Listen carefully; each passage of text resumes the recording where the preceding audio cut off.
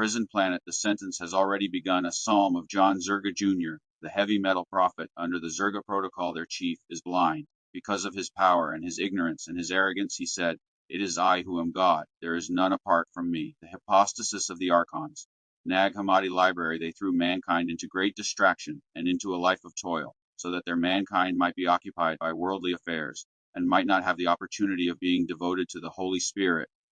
The hypostasis of the archons, Jesus saith unto him, I am the way, the truth, and the life. John 14, verse 6, I could never do it on my own power and will. John Zerga Jr., the nightmare, you are not going to prison. You are in prison. The sentence has already begun. It began before you drew your first breath, before your mother knew your name, before the doctor cut the cord and held you up to the fluorescent light of a delivery room in a hospital built on stolen land in a nation built on borrowed time on a planet. Is not what it appears to be, not what it has ever appeared to be, not for a single moment since the instant the first soul swallowed the lie and the lights went out inside. This is not prophecy about a future that might arrive if we fail to act. This is diagnosis, present tense, active condition. The surveillance is operational, the manipulation is running, the cell doors are shut, and the warden, that ancient, patient, methodical intelligence that governs this present darkness, has been at his post since before the word darkness had a language to live in. But here is the secret that the warden does not want you to discover, that he has spent every resource at his disposal to conceal, that every system in this false reality has been calibrated to prevent you from remembering. There is no prison. There is no material world. There is no dead matter. There are no atoms spinning in a void. There is no mechanical universe governed by impersonal forces grinding on toward heat death in a silence that does not care whether you lived or died or loved or wept or prayed into the darkness for an answer that never came. That universe does not exist. It has never existed. It is a dream. It is a nightmare. And the nightmare is not the planet beneath your feet. It is the lens through which you are seeing it. In the beginning, there was God. And God was not a being within reality. God was reality. God is reality, the world soul, the all-being, the infinite substrate from which every existing thing draws its existence the way a wave draws its being from the ocean. There is no place where God is not, because there is no place that is not God. The universe is not God's creation the way a carpenter's table is the carpenter's creation, separate from the maker, composed of foreign material, capable of existing after the maker has left the room. The universe is God's being. It is God expressed. It is the infinite articulated, and before the fall every soul knew this, the way your lungs know oxygen, not as a doctrine to be believed, but as a condition so fundamental that the question of believing it never arose, any more than a fish questions the existence of the sea. Eden was not a garden. Eden was unimpeded reality. It was the experience of being alive inside God's being with nothing between you and the infinite, no veil, no distortion, no static on the frequency. No compression artifacts flattening the signal into something a corrupted receiver could process. Eden was perception without the virus. Eden was sight without the blindfold.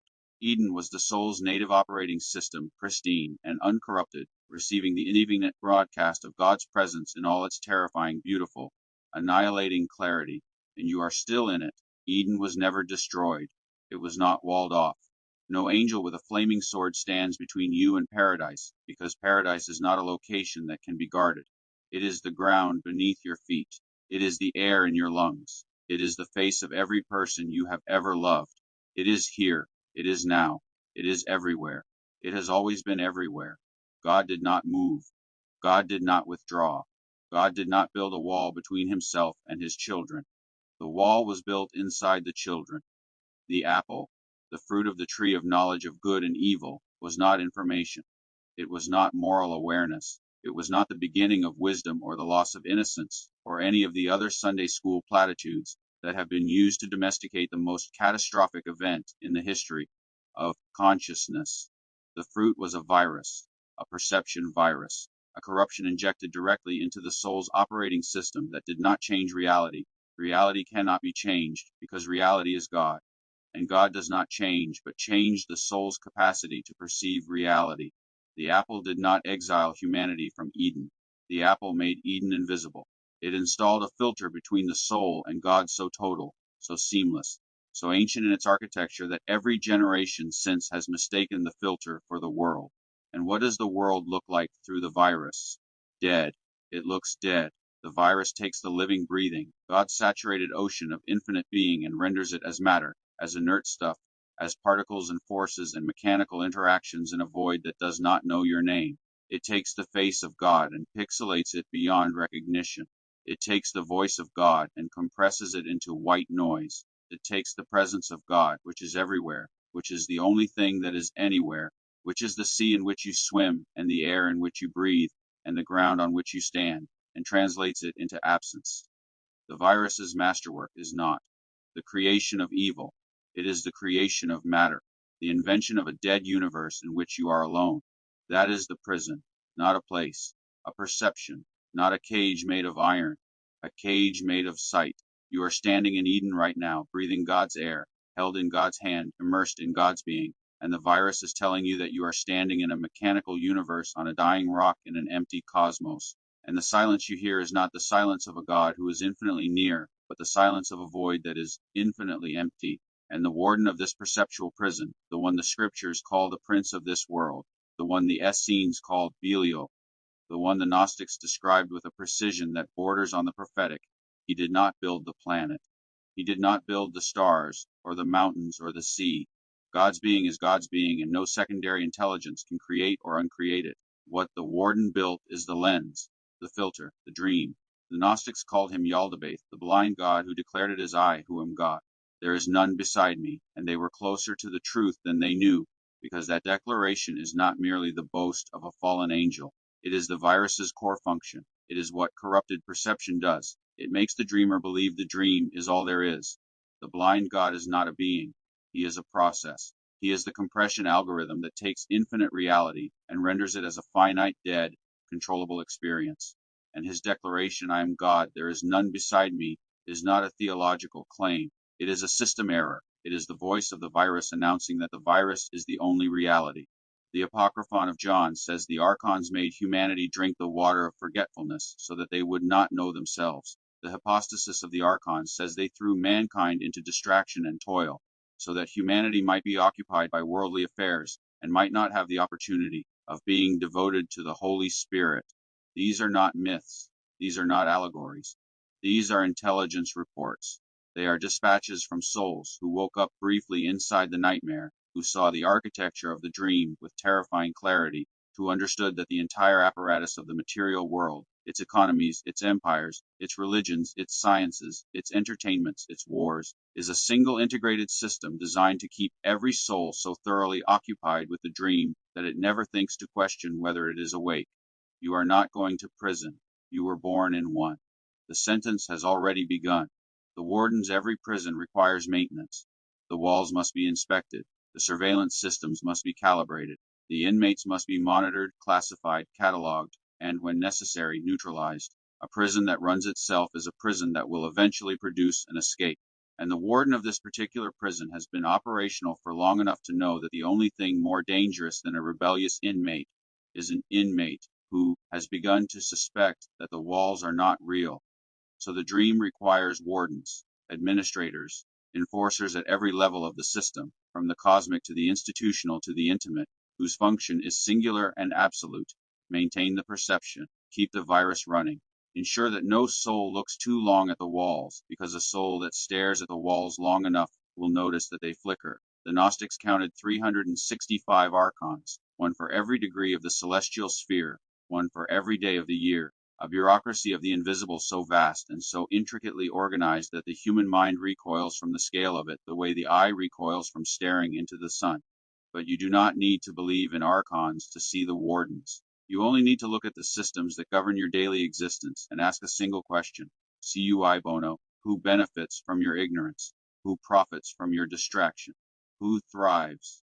When you are too exhausted by the machinery of survival to ask why the machinery exists, the dream is maintained through 3 interlocking systems of control, and the genius of the arrangement is that each system appears to be the antidote to the others, so that the prisoner who escapes one is driven directly into the arms of the next. The first system is surveillance, total, ambient, inescapable knowledge of every inmate's position, communication, association, thought pattern, and behavioral tendency, not the crude surveillance of guards and watchtowers, the refined surveillance of a system so deeply embedded in daily life that the act of being surveilled feels indistinguishable from the act of living, every transaction recorded, every communication archived, every movement tracked, every preference cataloged and fed back to you as a service designed to make your imprisonment more comfortable.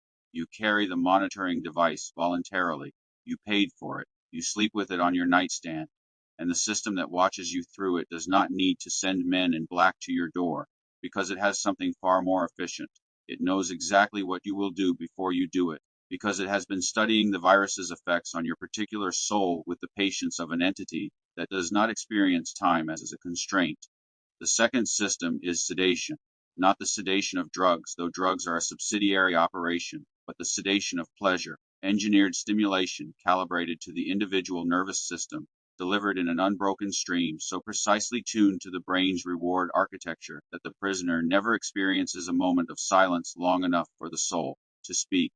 Entertainment as anesthesia, consumption as medication, the dopamine cycle as a hamster wheel that the prisoner runs on voluntarily, gratefully, desperately, because the alternative stillness, silence, the terrifying possibility that in the absence of stimulation, the virus might thin and something real might become briefly visible, is more frightening than the wheel.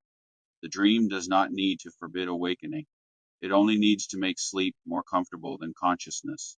The third system is the suppression of knowledge, not the crude burning of books, though books have been burned, and libraries have been razed, and entire traditions of wisdom have been erased from the historical record with the thoroughness of a surgeon excising a tumor. The refined version is subtler, the burial of dangerous knowledge under an avalanche of information so vast that the signal is drowned in noise.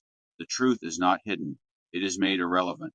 It is surrounded by 1,000 competing narratives, a million distractions, a billion data points, until the soul that is genuinely searching for the exit finds itself in a labyrinth of corridors that all curve back to the center of the prison. The forbidden knowledge is not locked in a vault. It is sitting on a shelf in plain sight, and the system's defense is that no one has the attention span to read it, because the sedation system has already consumed the cognitive bandwidth that reading requires. Surveillance, sedation, suppression, 3 systems, 3 walls, and the inmate who recognizes the surveillance and smashes his monitoring device is immediately offered a more pleasurable alternative, and the inmate who refuses the pleasure and sits in silence is immediately flooded with disinformation, and the inmate who sees through the disinformation and finds the truth is immediately flagged by the surveillance system and reclassified as a threat. The systems interlock. The prison is a triangle with no exit, and the wardens who administer these systems at the human level, the institutional operators, the corporate architects, the political engineers, the cultural gatekeepers, they are not random.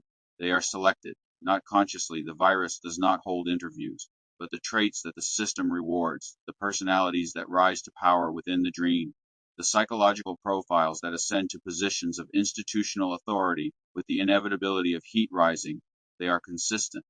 They are identifiable. They are clinical. The system selects for psychopathy, the capacity to regard other souls as objects, as instruments, as resources to be extracted and discarded. This is not a disorder within the dream. This is the dream's baseline.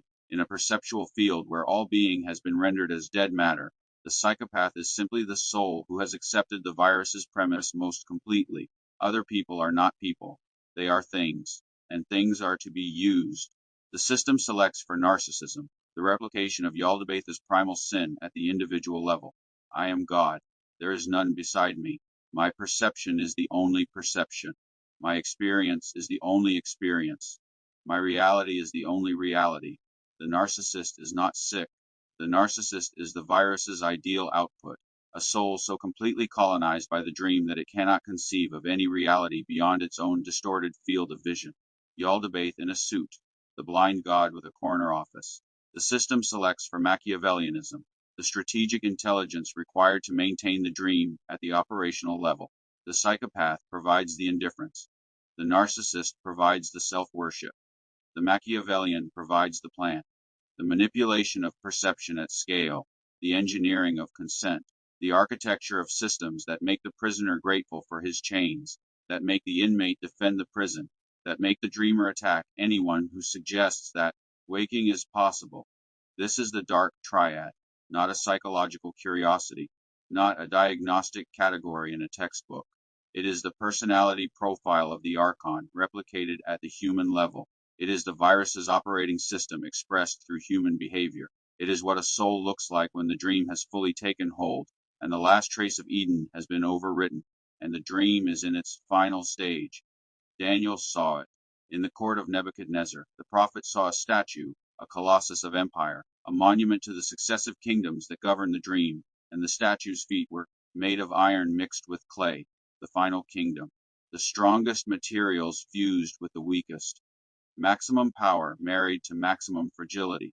And if you cannot see that statue when you look at the present age, the total surveillance, the engineered sedation, the algorithmic suppression of every signal that threatens the dream, combined with the cracks, the brittleness, the desperate escalation of control that always signals a system that knows its foundations are compromised, if you cannot see the iron and the clay, then the virus has done its work in you more thoroughly than I can undo with words. But here is what Daniel also saw, a stone cut without human hands that struck the statue at the feet, not at the head, not at the chest, at the feet, at the foundation, at the iron and clay, and the entire colossus, every empire, every system, every institution, every apparatus of control from Babylon to this present hour collapsed, not because a rebel army stormed the gates, not because a political movement organized a revolution, because a stone that no human hand had shaped struck the one place where the dream was weakest, and the dream shattered.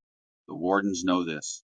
Not the human wardens, the psychopaths and narcissists and Machiavellians are too blind to see it, because their blindness is the condition of their employment. But the spiritual intelligence behind them, the warden of wardens, the prince of this world, the architect of the nightmare, he knows. He has always known. He knew the moment the first crack appeared, the moment the first soul woke up inside the dream and said, "This is not real." And he has been escalating the surveillance and accelerating the sedation and intensifying the suppression with the frantic energy of an intelligence that is not winning a war but managing a retreat, not building an empire but fortifying a position that is already compromised, not governing a prison but trying desperately to prevent the inmates from discovering that the walls are painted on air. And the wardens assess threat. Every inmate is classified. Every soul is measured. The metrics are the only metrics the dream understands: power, wealth, influence. How much disruption can this soul cause within the dream's own economy? How many other inmates can this soul reach? How effectively can this soul interfere with the machinery of control? The powerful are monitored for rebellion. The wealthy are monitored for independence. The influential are monitored for deviation from the approved narrative. And anyone who accumulates too much of any three is flagged, targeted, and brought to heel through whatever instrument the system has nearest to hand: scandal, bankruptcy, isolation, disgrace, or when the softer instruments fail, destruction. But there is a category of threat that the warden's instruments cannot measure, a signal that their monitoring systems detect but cannot classify, an alarm that sounds from a wing of the prison that does not appear on their blueprints. The Holy Spirit. The demons know it. James told us, the demons believe and tremble. The spiritual intelligence behind the dream recognizes the Holy Spirit the way a virus recognizes the antibody, with the immediate, involuntary terror of an organism that has encountered the one thing specifically designed to destroy it. But the human wardens, the dark triad administrators, the institutional psychopaths, the narcissists in their corner offices and their legislative chambers and their boardrooms, they sense something, but they cannot name it. They register a disturbance, a disruption in the predictive models, an inmate who does not respond to the sedation, who is not blinded by the disinformation, who is not controlled by the surveillance, who behaves in ways that the dream's analytics cannot anticipate. They flag this soul as dangerous. They classify the threat as charisma or defiance or mental instability or radicalization, because these are the only categories the virus has. The dream has no category for what is real. The prison has no file for the frequency of Eden, and a warden who cannot classify a threat cannot neutralize it, because he is fighting a war against an enemy his instruments were never designed to detect. That is the fatal flaw in the architecture of the dream. That is the crack in the iron and clay. The prison was designed to contain souls operating within the virus's perceptual field. It was not designed to contain the uncompressed signal of the living God broadcasting through a human soul. And every soul carrying the Holy Spirit is a receiver that has been retuned to a frequency the prison cannot jam, cannot intercept, cannot decode, and cannot silence, because the signal is not traveling through the dream. It is traveling through reality, and reality is the one medium the dream does not control. The truth enters the nightmare. Now listen, because everything I have said so far is diagnosis, and diagnosis without remedy is cruelty. And I am not here to describe your cage and then walk away and leave you standing in it. God saw the dream. God saw his children wandering through his own being like sleepwalkers through a palace, bumping into walls that do not exist, weeping over absences that are not real, dying deaths that have no ontological foundation, suffering under a virus that was never anything more than a corruption of perception, a privation of sight, a parasite feeding on a signal it did not create and cannot comprehend. God saw all of this, and God acted. But God had a problem, and the problem was not the devil. The problem was not the complexity of the dream, or the sophistication of the wardens, or the depth of the virus's penetration into human consciousness. The problem was simpler than all of that and infinitely more intractable. God is reality, infinite, unimpeded, absolute reality, the full and total being from which every existing thing draws its existence. And the souls trapped in the dream are experiencing corrupted perception, a degraded, compressed, virus-infected mode of receiving the signal of the real. If infinite reality were to enter the perceptual field of the dream directly, if God as God, in the full and undiminished totality of his infinite being, were to appear inside the nightmare would not survive the encounter. The dream would collapse, the virus would evaporate, and every soul whose perceptual system had been calibrated to the virus's frequency for a lifetime, for 100 lifetimes, for every generation since Eden, every soul would be annihilated, not by God's wrath, by God's presence. The way a device rated for 120 volts is annihilated when you plug it into the sun, not because the sun hates the device, because the device cannot process what the sun is. God could not come as God, not because of weakness, because of love. The same love that created the souls in the first place would not permit their destruction as a side effect of their rescue. A surgeon does not cure the patient by detonating the operating room. So God did something that the dream's intelligence, the warden, the prince of this world, the angel of darkness who has been studying God's movements since before the foundations of the nightmare were poured, did not anticipate, could not have anticipated, because it is a move so paradoxical, so counter-strategic, so fundamentally alien to the logic of power that the virus's operating system has no category for it. God entered the dream as a dreamer.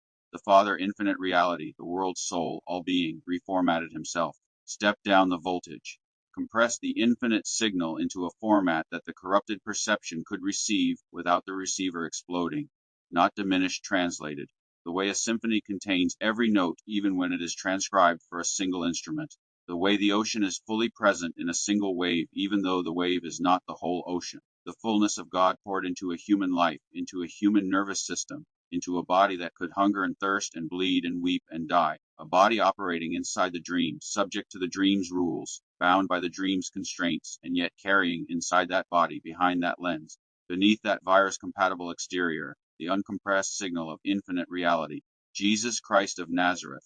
The Son is the Father in the form the nightmare can survive. The Son is God formatted for the virus. And the thing that makes the incarnation the most staggering event in the history of any reality, real or dreamed, is that it was not a disguise. He did not pretend to be a dreamer. He became one. He submitted to the dream's rules. He played by the devil's conditions. He experienced the virus's effects: hunger, exhaustion, loneliness, grief, temptation, pain, and finally the ultimate output of the virus's core function, the experience of separation from God. He was vulnerable. Let this be understood with absolute clarity, because the entire operation depends on it. The virus could have taken hold. The dream could have colonized his perception. When Satan took him to the high place and offered him the kingdoms of the world, every system of control, every apparatus of the dream, every surveillance network and sedation engine and knowledge suppression protocol. That was the nightmare's administrator offering the intruder root access. Join the dream. Become its architect instead of its prisoner. And the temptation was real, or it was not a temptation. And if it was not a temptation, then the incarnation is theater, and the cross is a prop, and nothing is saved. He refused, not because he could not accept, because he would not. The sinless will holding the line against the full seductive power of the oldest lie ever told. This dream is all there is, and you can rule it. And he said no. He said, man shall not live by bread alone, which is to say, The soul does not run on the virus's operating system, but by every word that proceeds from the mouth of God, which is to say, the soul runs on the uncompressed signal of infinite reality, and no simulation of bread, no simulation of power, no simulation of anything will ever substitute for the real. There is a horror film where a predator enters the dream world of sleeping victims, a world where the sleeper is helpless, where the rules favor the attacker, where reality itself can be weaponized against you and kills you inside the nightmare so that you die for real. The dream's horror is that it has teeth. What happens in the nightmare does not stay in the nightmare. The damage is real, even though the dream is not. Christ is the inversion. He entered the nightmare, where the devil sets the rules, where the virus is fully operational, where perception is corrupted and pain is real, and death is the system's final enforcement mechanism, not to kill, but to demonstrate that the nightmare cannot kill what is actually real. The predator enters the dream to prove the dream can murder.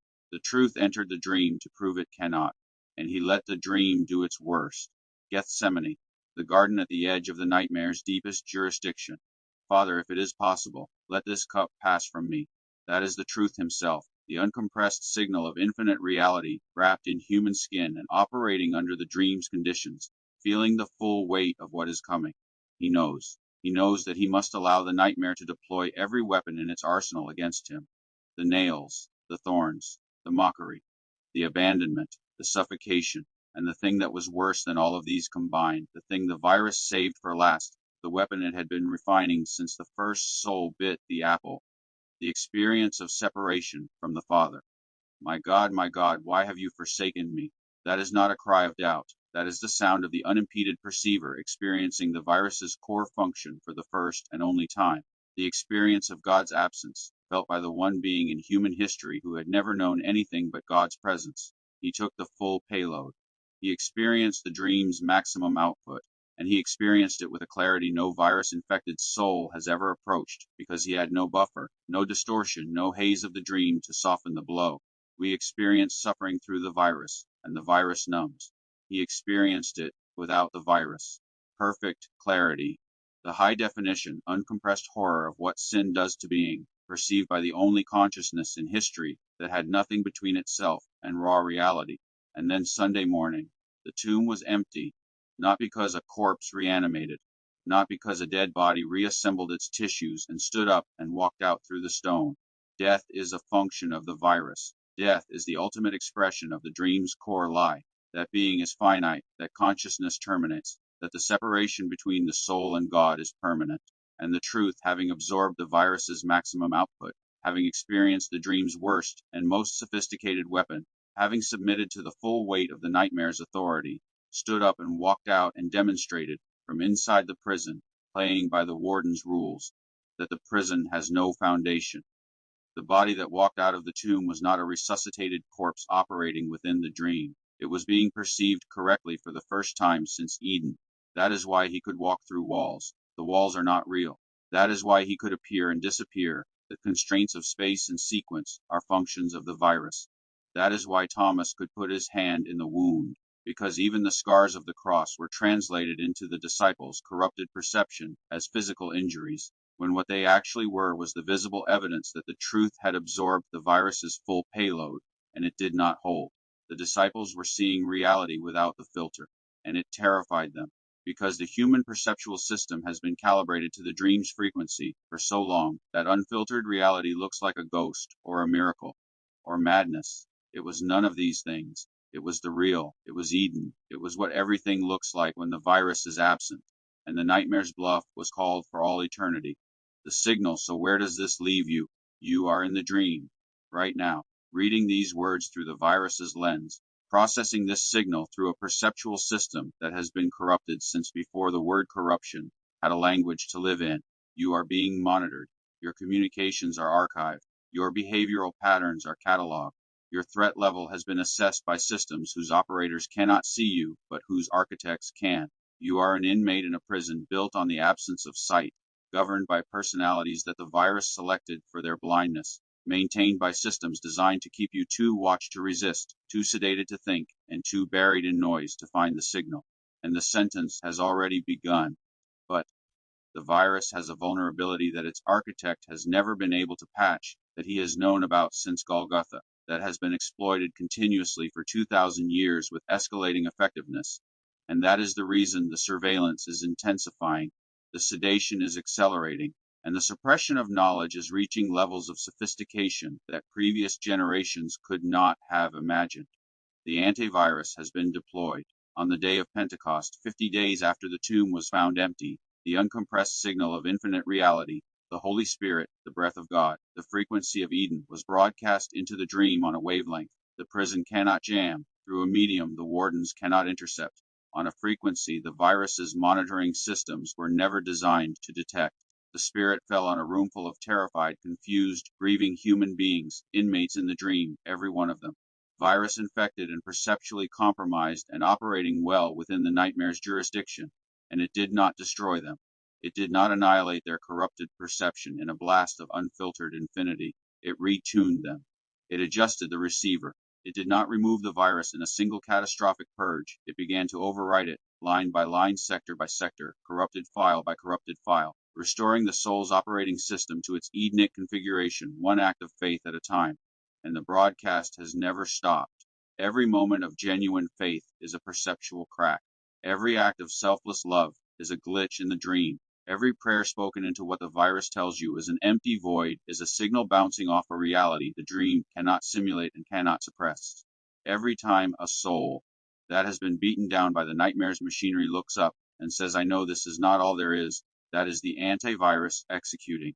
That is the virus losing a sector. That is Eden bleeding through. And every testimony, every time a soul that has seen through the virus speaks to another soul still trapped inside it, is not information transfer. It is viral disruption. It is one retuned receiver broadcasting the signal of the real to other receivers still calibrated to the dream's frequency. And the act of authentic testimony creates microfractures in the listener's perception that the virus must scramble to repair.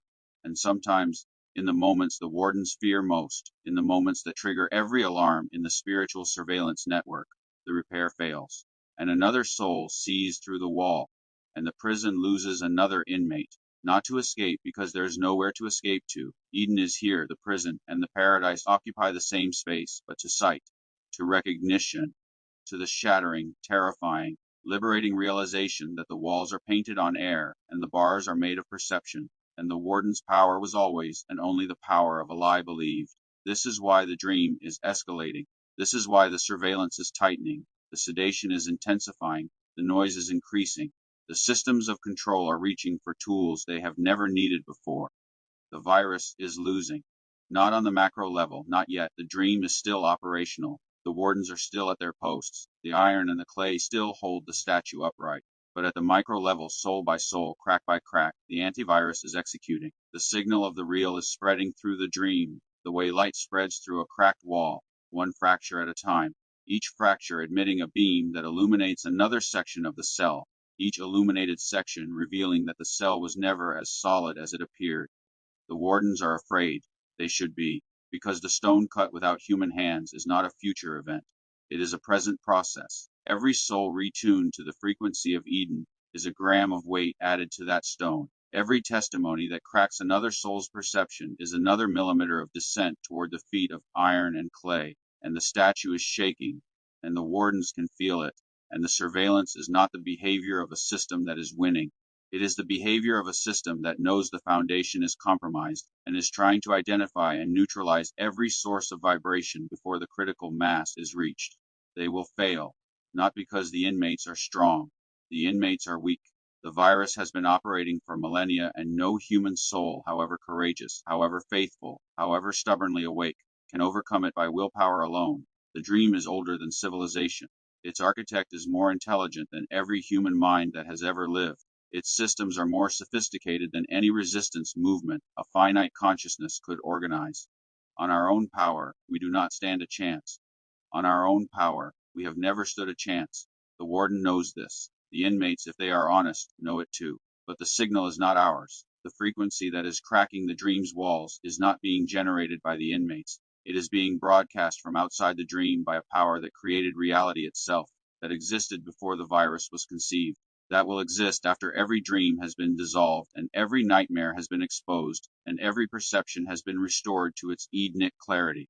The Holy Spirit is not a human resource. It is the breath of the infinite moving through the corrupted perceptual field of the dream, and the virus cannot quarantine it because it does not travel through the dream's infrastructure. It travels through reality, and reality is the one thing the dream was designed to simulate but can never actually touch. The sentence has already begun, but so has the appeal, and the appeal is being heard by a judge who is also the father of the defendant, and the advocate arguing the case is the same judge in a different form. And the evidence being presented is not a legal argument, but an empty tomb and a signal that has been broadcasting for 2,000 years and has never once been interrupted by any warden, any system, any virus, or any prince of any darkness. You are in the dream. You are being monitored. You have been classified, and the wardens are right to classify you as a threat, because if you are reading this, if these words have reached you, if the signal is getting through, if something in your soul is resonating with a frequency you cannot name but cannot deny, then the virus is already losing its hold on you. The walls are already thinning. The dream is already flickering at the edges of your perception, and the wardens cannot stop what is happening inside you, because what is happening inside you is not happening inside the dream. It is happening in reality, in Eden, in the presence of God, where you have always been, where you are right now, where the apple's virus has been telling you for your entire life that you are alone, and the silence is empty, and the darkness is all there is. The darkness is not all there is. The silence is not empty. The prison is not real, but the signal is, and his name is Jesus Christ of Nazareth, the way, because in a dream where every path curves back to the center of the cell, he is the one trajectory that passes through the wall, the truth, because in a nightmare sustained entirely by lies, a single being operating without the virus collapses the entire architecture of deception by the sheer fact of his existence.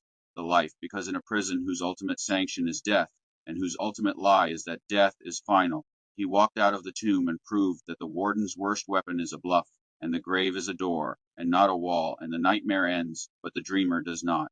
The sentence has already begun, but so has the liberation, and the liberation will win, not because the inmates are mighty, because the signal is mighty, because the stone is falling, because the iron and clay cannot hold, because the virus was always a parasite on a reality it did not create, and the reality it feeds on is waking up soul by soul, crack by crack, testimony by testimony, and when the critical mass is reached, when the last gram of weight is added to the stone, and the feet of the statue finally shatter, the dream will end, and Eden will be visible again, and you will look around and realize you never left. For every soul serving a sentence it did not choose, for every inmate who has begun to notice the walls flickering, for every dreamer who suspects this is not all there is, the signal is broadcasting, right now, on a frequency the prison cannot jam. Tune your receiver. Eden is under your feet. A psalm of John Zerga Jr., the heavy metal prophet under the Zerga protocol for the glory of Jesus Christ of Nazareth, the signal the dream cannot silence.